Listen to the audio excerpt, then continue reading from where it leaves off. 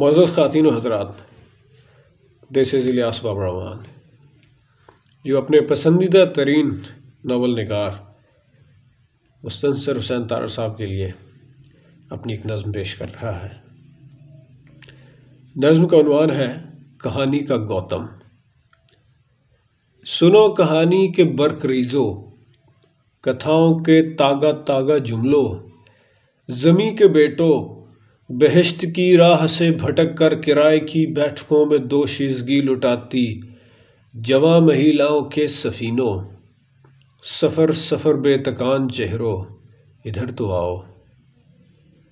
ادھر تو آؤ، تمہیں دکھاؤ مہان گوتم، سفید بالوں میں سرخ تاریخ کو چھپائے،